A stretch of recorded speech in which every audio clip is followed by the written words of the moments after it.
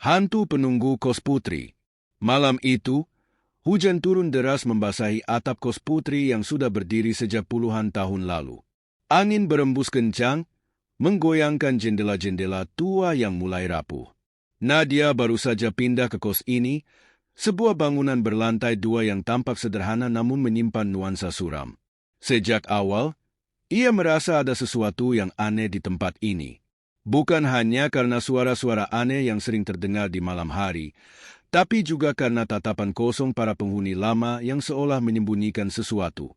Namun, karena harganya murah dan dekat dengan kampusnya, Nadia tetap memilih tinggal di sana, mengabaikan firasat buruk yang sejak awal menggelayut di benaknya.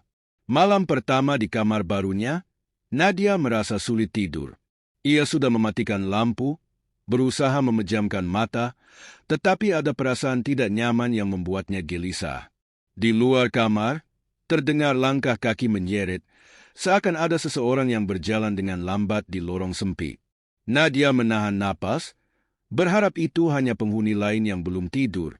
Tapi semakin lama, suara itu semakin mendekat, berhenti tepat di depan pintu kamarnya. Hening, hanya suara hujan yang kini terdengar. Nadia menelan ludah, tangannya gemetar saat mencoba mengabaikan rasa takut yang mulai menjalar. Ia menarik selimutnya lebih erat, memaksakan diri untuk tidur. Keesokan paginya, Nadia bertanya pada teman sekamarnya, Rina, tentang suara itu. Rina hanya terdiam, wajahnya mendadak pucat. Sudah biasa, jawabnya singkat. Nadia menatapnya heran, tapi Rina buru-buru pergi tanpa menjelaskan lebih lanjut. Merasa tidak puas, Nadia bertanya pada salah satu penghuni lama lainnya, Maya.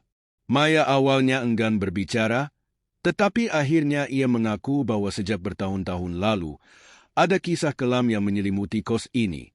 Dulu, seorang penghuni bernama Sari ditemukan tewas mengenaskan di kamar yang sekarang ditempati Nadia. Tidak ada yang tahu pasti bagaimana ia meninggal, tapi desas-desus menyebutkan bahwa Sari sering diganggu oleh sesuatu sebelum kematiannya. Beberapa penghuni lama percaya bahwa arwah Sari masih bergentayangan, menunggu seseorang yang bisa mendengar jeritannya. Malam itu, Nadia mulai merasa bahwa ia bukan satu-satunya yang ada di kamarnya. Ia sering mendengar bisikan samar yang datang entah dari mana. Terkadang, ada bau anyir yang menyengat tiba-tiba, seperti darah yang mengering. Setiap kali ia menatap cermin di kamar mandi, ia merasa ada sosok lain yang mengawasinya dari balik pantulan kaca. Suatu malam, saat ia sedang belajar, lampu kamarnya tiba-tiba berkedip-kedip. Jantungnya berdegup kencang ketika ia melihat bayangan hitam berdiri di pojok ruangan, mengamatinya tanpa bergerak.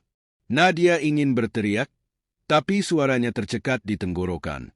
Tubuhnya membeku, sementara bayangan itu perlahan mendekat. Ketakutan Nadia semakin menjadi ketika suatu malam, ia terbangun karena suara tangisan lirih di sudut kamar. Dalam remang-remang cahaya lampu jalan yang masuk melalui jendela, ia melihat seorang perempuan dengan wajah pucat dan rambut panjang tergerai, duduk membelakanginya. Bahunya bergetar, seakan menahan tangis yang memilukan. Nadia tidak bisa bergerak, seluruh tubuhnya kaku. Namun, ketika perempuan itu mulai berbalik, memperlihatkan wajahnya yang hancur dengan mata kosong menatap langsung ke arahnya, Nadia menjerit sekuat tenaga. Jeritan itu menggema di seluruh kos, membangunkan penghuni lain. Rina bergegas masuk ke kamar, menemukan Nadia terisak sambil menunjuk ke sudut ruangan. Tapi yang Rina lihat hanyalah ruang kosong. "Kamu lihat dia?" tanya Nadia dengan suara bergetar. Rina terdiam, lalu mengangguk pelan. "Aku sudah pernah melihatnya," bisiknya. "Itu Sari?" Sejak malam itu, Nadia semakin sering mengalami kejadian aneh. Barang-barangnya berpindah tempat sendiri, suara langkah kaki terus terdengar setiap malam, dan cermin kamar mandinya berkabut dengan tulisan samar, "Tolong aku." Nadia merasa ia tidak bisa tinggal di kos ini lebih lama lagi. Namun, sebelum pergi, ia ingin tahu apa yang sebenarnya terjadi pada Sari. Bersama Rina dan Maya, mereka mencoba mencari tahu dari pemilik kos, seorang wanita tua yang sejak awal terlihat enggan berbicara tentang hal ini. Akhirnya, dengan raut wajah berat, pemilik kos itu mengakui bahwa Sari dulunya sering mengalami gangguan aneh, hingga suatu malam ia ditemukan tewas dengan tubuh tergantung di kamarnya sendiri. Namun yang lebih mengerikan, sebelum meninggal, Sari sempat menulis di dinding dengan darahnya sendiri, "Dia datang untukku." Ketiga gadis itu merinding mendengar kisah tersebut. Rina, yang selama ini mencoba mengabaikan kejadian aneh di kos, kini merasa ketakutan. "Siapa yang datang untuk Sari?" gumamnya pelan. Nadia merasa ada sesuatu yang lebih besar dan menyeramkan daripada sekadar arwah penasaran. Malam itu, mereka memutuskan untuk menginap bersama di satu kamar, takut jika sesuatu yang mengincar Sari dulu kini mengincar mereka. Namun, saat tengah malam tiba, suara ketukan terdengar di pintu. Ketukan itu pelan, tetapi terus berulang, semakin keras dan mendesak. Jantung mereka seakan berhenti saat gagang pintu mulai berputar sendiri. Udara di dalam kamar mendadak menjadi dingin, napas mereka membeku di udara. Lalu, suara bisikan terdengar, kali ini lebih jelas. "Aku masih di sini?" Suara itu lirih, namun menusuk ke dalam tulang. Pintu perlahan terbuka, dan di sana, berdiri sosok perempuan dengan wajah pucat dan mata kosong, menatap mereka dengan tatapan penuh kesedihan sekaligus kemarahan. Ketakutan mereka memuncak saat lampu tiba-tiba padam, meninggalkan mereka dalam kegelapan total. Dalam kegelapan itu, hanya ada suara napas berat yang terdengar di dekat mereka. Nadia menutup matanya erat-erat, berharap ini semua hanya mimpi buruk. Namun, sebelum semuanya benar-benar menghilang, sebuah suara terakhir terdengar di telinganya, suara yang membuat bulu kuduknya berdiri. "Kalian selanjutnya?" Keesokan paginya, Nadia terbangun dengan tubuh gemetar. Cahaya matahari yang masuk melalui jendela terasa asing, seakan tidak mampu mengusir ketakutan yang masih tersisa dari malam sebelumnya. Ia menoleh ke arah Rina dan Maya yang duduk di sudut kamar dengan wajah pucat. Mereka bertiga tidak bisa tidur semalaman setelah peristiwa mengerikan itu. Tidak ada yang berani berbicara, seolah masih mencoba memahami apa yang sebenarnya terjadi. Tapi satu hal yang pasti, mereka harus pergi dari kos ini sebelum sesuatu yang lebih buruk terjadi. Namun, ketika mereka hendak mengemasi barang-barang, sesuatu yang lebih aneh terjadi. Barang-barang mereka sudah berantakan seolah ada seseorang yang mengacak-acaknya semalaman. Baju-baju berserakan di lantai, buku-buku sobek tanpa alasan yang jelas, dan yang paling mengerikan, di cermin kamar ada tulisan merah yang tampak baru. "Aku tidak membiarkan kalian pergi." Nadia merasa lututnya melemas. Ini bukan hanya sekadar gangguan biasa. Sosok itu tidak hanya menghantui mereka, tapi juga ingin mereka tetap tinggal di sini, mungkin untuk menggantikan dirinya. Maya yang selama ini lebih rasional akhirnya tak tahan lagi. "Kita harus bicara dengan Bu Wati," katanya tegas, menyebut nama pemilik kos. Mereka bertiga segera turun ke lantai bawah dan mengetuk pintu kamar pemilik kos. Setelah beberapa saat, pintu terbuka, memperlihatkan wajah lelah wanita tua itu. Ketika mereka menceritakan kejadian yang mereka alami, Bu Wati hanya menghela napas panjang, seakan sudah menduga "Aku sudah semua memperingatkan ini akan banyak terjadi. orang untuk tidak tinggal di kamar itu terlalu lama, ucapnya dengan suara bergetar.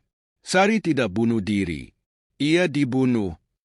Nadia, Rina, dan Maya saling berpandangan, ngeri mendengar kata-kata itu. Dulu, ada seorang penghuni kos ini yang memiliki dendam pada Sari. Dia membunuhnya dengan keji, lalu membuatnya seolah-olah gantung diri. Tapi arwah Sari tidak pernah tenang. Dia mencari keadilan, dan dia akan terus menghantui kamar itu sampai seseorang mendengar ceritanya. Mendengar hal itu, Nadia merasa hatinya mencelos. Apakah selama ini Sari hanya ingin seseorang mengetahui kebenaran? Apakah semua gangguan yang ia alami adalah cara Sari meminta tolong? Tapi sebelum ia bisa berpikir lebih jauh, terdengar suara langkah kaki di lorong kos. Langkah kaki berat, menyeret, seperti seseorang yang berjalan dengan tubuh penuh luka. Mereka semua menoleh ke arah lorong, dan yang mereka lihat membuat darah mereka membeku.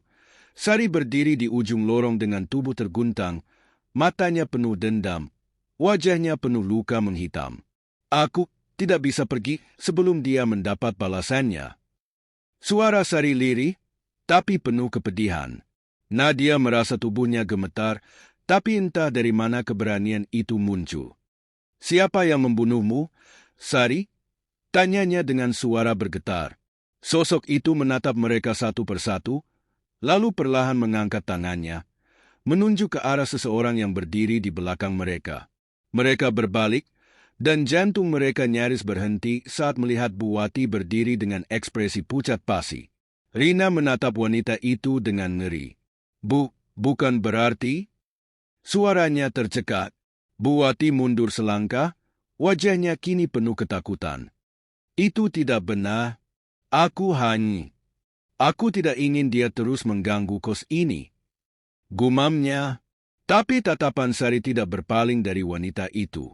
Perlahan, udara di sekitar mereka menjadi semakin dingin, dan tiba-tiba, lampu di lorong mulai berkedip. Sari melangkah maju, dan dalam sekejap, sosoknya menghilang begitu saja. Namun, Bu Wati tiba-tiba menjerit kesakitan. Tubuhnya terhuyung ke belakang, mencengkram dadanya sendiri dengan ekspresi penuh penderitaan. Nadia, Rina, dan Maya hanya bisa menatap dengan ngeri saat wanita itu tiba-tiba jatuh ke lantai. Matanya melotot tanpa cahaya. Suasana hening begitu mencekam, hanya terdengar suara napas mereka yang memburu. Nadia menoleh ke sekeliling, tapi Sari sudah menghilang. Yang tersisa hanyalah keheningan dan perasaan bahwa semuanya telah berakhir. Beberapa hari setelah kejadian itu, polisi datang untuk menyelidiki kematian Bu Wati. Dari penyelidikan lebih lanjut, ditemukan bukti bahwa wanita itu memang terlibat dalam kematian Sari bertahun-tahun lalu. Kasus lama yang hampir terlupakan akhirnya terungkap, dan nama Sari dibersihkan dari stigma bunuh diri yang selama ini menghantuinya. Kos itu pun akhirnya ditutup, dan para penghuni dipindahkan ke tempat lain. Nadia, Rina, dan Maya meninggalkan tempat itu dengan perasaan lega, meski masih ada bekas ketakutan yang tidak bisa hilang begitu saja. Saat mereka berjalan pergi, Nadia menoleh sekali lagi ke arah kos yang kini kosong dan sunyi. Di jendela lantai 2, ia melihat sosok Sari berdiri, menatapnya dengan ekspresi damai. Sesaat kemudian, sosok itu memudar, menghilang bersama angin yang berhembus pelan. Akhirnya, Sari bisa pergi dengan tenang. Beberapa bulan setelah kejadian di kos putri itu, kehidupan Nadia, Rina, dan Maya perlahan kembali normal. Mereka kini tinggal di kos baru yang jauh lebih nyaman dan tidak memiliki sejarah kelam seperti sebelumnya. Namun, meski semuanya tampak baik-baik saja, sesekali Nadia masih merasa ada sesuatu yang mengawasinya, terutama di malam hari. Ia selalu meyakinkan dirinya bahwa itu hanya efek trauma, tetapi ada sesuatu yang tidak bisa ia abaikan. Perasaan bahwa Sari belum sepenuhnya pergi. Suatu malam, Nadia terbangun karena mimpi aneh. Dalam mimpinya, ia melihat Sari berdiri di tengah lorong kos lama mereka, menatapnya dengan ekspresi kosong. Namun kali ini, ada sesuatu yang berbeda. Sari tampak ketakutan, seakan masih ada sesuatu yang mengancamnya. Dia belum pergi? Bisiknya dalam mimpi itu. Nadia terbangun dengan keringat dingin, dadanya naik turun dengan cepat. Ia melihat sekeliling kamar, memastikan bahwa semuanya baik-baik saja. Tetapi tepat saat ia hendak kembali tidur, ia mendengar suara familiar, ketukan di jendela. Ketukan itu pelan, tapi cukup jelas. Nadia menahan napas. Kos mereka sekarang berada di lantai 2, tidak mungkin ada seseorang yang mengetuk dari luar. Dengan tangan gemetar, ia menarik tirai perlahan. Tidak ada siapa-siapa, namun ketika ia kembali ke tempat tidur, ponselnya tiba-tiba menyala sendiri. Layar menampilkan satu pesan singkat yang membuat darahnya membeku. Tolong ak. Keesokan harinya, Nadia menceritakan kejadian itu pada Rina dan Maya. Awalnya, Mereka mengira itu hanya sisa ketakutan dari pengalaman mereka di kos lama, tetapi ketika Rina mengaku mengalami hal serupa, mimpi tentang Sari yang tampak ketakutan, mereka mulai merasa ada sesuatu yang belum selesai. Maya, yang selama ini paling skeptis, akhirnya mengakui bahwa ia juga merasa tidak tenang sejak meninggalkan kos lama itu. Kalau Sari sudah tenang, kenapa dia masih muncul dalam mimpi kita? Gumamnya.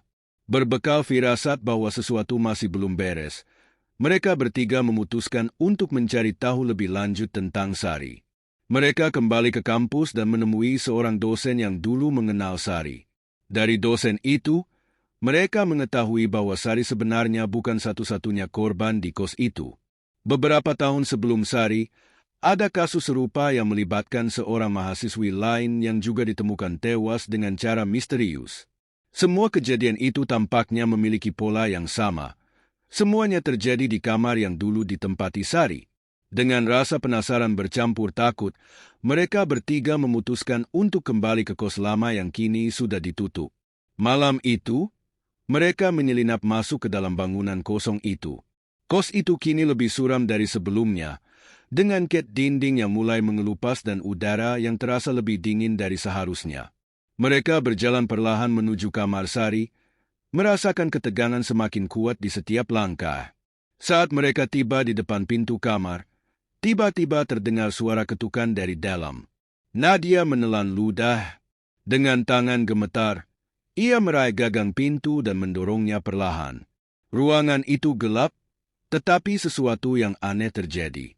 Di dinding kamar, samar-samar muncul tulisan merah yang perlahan membentuk kata-kata. Bukan hanya ak. Jantung mereka berdetak kencang. Tiba-tiba, suhu ruangan turun drastis dan pintu di belakang mereka tertutup dengan keras. Sebelum mereka sempat bereaksi, suara tangisan terdengar dari sudut kamar. Mereka menoleh dan melihat sosok Sari berdiri di sana, tapi kali ini ia tidak sendiri.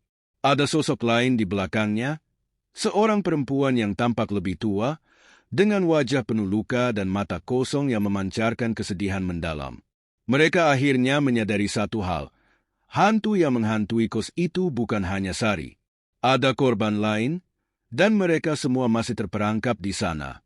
Sari menatap mereka dengan mata penuh permohonan. "Tolong kami," bisiknya, sebelum semuanya menjadi gelap. Dalam sekejap, Nadia, Rina, dan Maya merasakan kegelapan menarik mereka ke dalam kegelapan. Nadia merasakan mereka baru saja melangkah dalam dunia lain. Suara tangisan samar terdengar di sekeliling jalan keluar. Semakin lama semakin jelas. Ia mencoba meraih tangan Rina atau Maya, tapi udara di sekitarnya terasa kosong. "Rina? Maya?" teriaknya panik, tapi suaranya menggema tanpa jawaban. Tiba-tiba, kegelapan itu memudar, berganti dengan pemandangan yang sangat familiar, kos lama mereka, tetapi dalam kondisi yang jauh lebih kelam.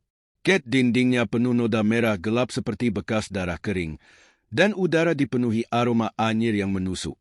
Cahaya remang dari lampu koridor yang berkedip-kedip menciptakan bayangan panjang di dinding, membuat ruangan terasa lebih menyeramkan. Lalu, dari kejauhan, terdengar suara langkah kaki menyeret, disusul dengan suara bisikan pelan. Nadia membalikkan badan, jantungnya berdegup kencang saat melihat sosok Sari berdiri di ujung lorong. Tapi kali ini, ia tidak hanya diam.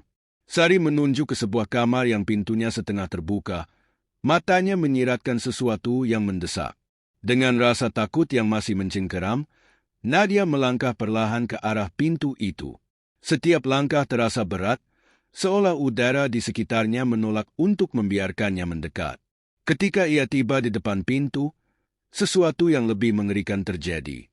Seketika, kilasan kejadian dari masa lalu berkelebat di pikirannya.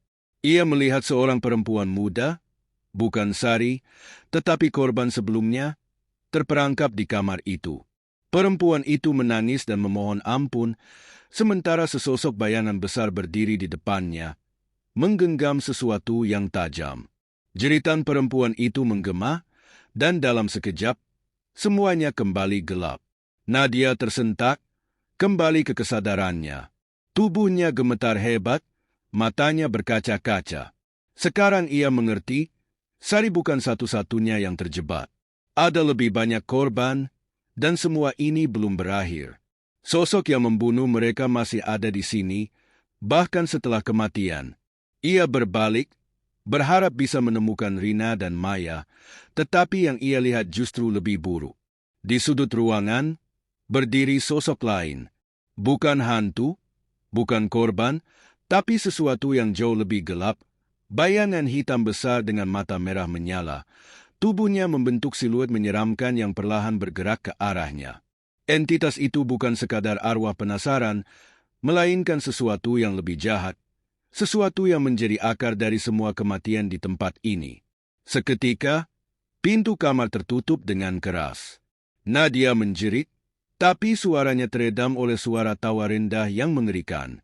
Udara di sekitarnya semakin berat, membuatnya sulit bernapas. Sari dan korban lain muncul di sekelilingnya, tetapi kali ini mereka tidak meminta pertolongan. Mereka tampak ketakutan. Mereka juga terjebak di dalam kengerian ini, sama seperti dirinya. Di saat terakhir sebelum semuanya menghilang, Nadia hanya bisa berpikir satu hal. Ini bukan tentang arwah yang meminta keadilan. Ini tentang sesuatu yang lebih kelam. Sesuatu yang tidak ingin siapapun meninggalkan tempat ini hidup-hidup. Dalam keheningan yang mencekam, Nadia merasakan tubuhnya seperti ditarik ke dalam kegelapan yang lebih dalam. Udara di sekitarnya menjadi semakin dingin, hampir membekukan darahnya. Sosok bayangan besar dengan mata merah itu semakin mendekat, membuat napasnya semakin berat. Ia ingin berteriak, ingin berlari, tetapi tubuhnya terasa terpaku di tempat. Dari kejauhan, terdengar suara Rina dan Maya memanggil namanya. Nadia, di mana kamu? Suara mereka terdengar panik, namun perlahan mulai terdengar sayup, seolah-olah mereka berada di dunia yang berbeda.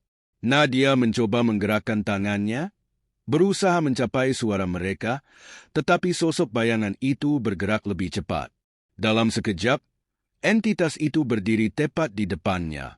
Bayangan itu membisikkan sesuatu dalam bahasa yang tidak dimengerti Nadia.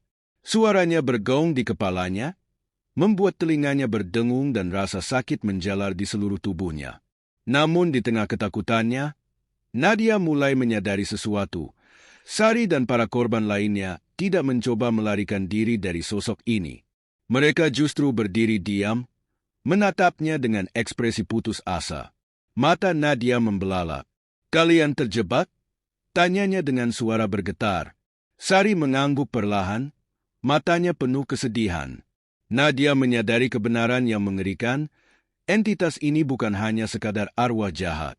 Ia adalah sumber dari semua penderitaan di kos itu, sesuatu yang selama ini menjerat Sari dan korban lainnya, membuat mereka tak bisa pergi meskipun mereka sudah lama mati.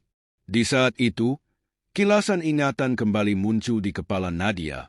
Ia melihat potongan kejadian dari masa lalu, bagaimana setiap korban dipermainkan oleh entitas ini, dibuat menderita sebelum akhirnya dibunuh. Tidak ada yang bisa melawan, tidak ada yang bisa melarikan diri, kecuali... Sari tiba-tiba mengangkat tangannya, menunjuk ke arah dinding kamar yang penuh coretan merah gelap. Di antara noda itu, ada satu tulisan yang tampak lebih jelas dari yang lain. "Bukan hanya aku. Akarnya ada di sini." Akar? Nadia berusaha memahami maksudnya. Ia mengarahkan pandangannya ke sekitar ruangan, mencari sesuatu yang mungkin bisa menghentikan semua ini. Saat itulah ia melihat sesuatu yang selama ini terabaikan. Sebuah lemari tua di pojok ruangan yang tampak lebih usang dibandingkan bagian lain di kamar itu. Ada sesuatu yang mengalir keluar dari bawahnya, cairan hitam pekat yang terasa sangat tidak wajar. Dengan sisa keberaniannya, Nadia berlari menuju lemari itu, mengabaikan suara pekikan marah dari entitas bayangan di belakangnya. Dengan sekuat tenaga, ia menarik pintu lemari, dan saat terbuka, ia melihat sesuatu yang membuat darahnya berdesir. Di dalam lemari itu, tersembunyi sesuatu yang tak terduga, sebuah boneka tua yang sudah lapuk, dengan mata hitam kosong yang tampak seperti menatap langsung ke dalam jiwanya. Di sekeliling boneka itu, Ada kertas-kertas dengan tulisan aneh, mantra-mantra yang sudah pudar oleh waktu. Boneka itu bukan boneka biasa. Itu adalah wadah. Nadia segera mengerti. Ini adalah akar dari semua kutukan di tempat ini. Entitas itu telah mengikat dirinya pada benda ini, menjadikannya pintu gerbang antara dunia mereka dan dunia yang lebih gelap. Tanpa berpikir panjang, Nadia meraih boneka itu dan melemparkannya ke lantai. Ia melihat sekeliling, mencari sesuatu untuk menghancurkannya. Di meja terdekat, ia menemukan lilin yang masih menyala, peninggalan dari ritual lama yang mungkin pernah dilakukan di sini. Dengan tangan gemetar, ia mengambil lilin itu dan mendekatkannya ke boneka tersebut. Saat api mulai membakar kain lapuknya, ruangan mulai bergetar hebat. Jeritan mengerikan memenuhi udara, bukan hanya dari entitas bayangan, tetapi juga dari dinding-dinding di sekeliling mereka. Kos itu seolah hidup, berusaha melawan apa yang dilakukan Nadia.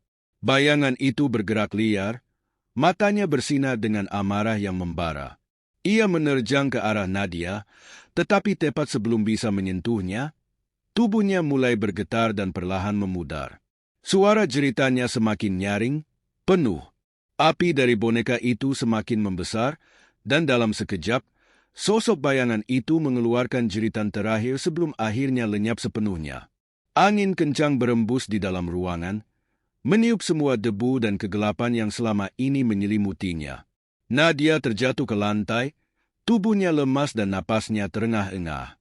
Ia menatap ke sekeliling, melihat bahwa Sari dan para korban lainnya kini tampak berbeda. Mereka tidak lagi terlihat ketakutan, tetapi perlahan-lahan tersenyum, seolah beban mereka akhirnya terangkat. Sari melangkah mendekat, menatap Nadia dengan penuh terima kasih.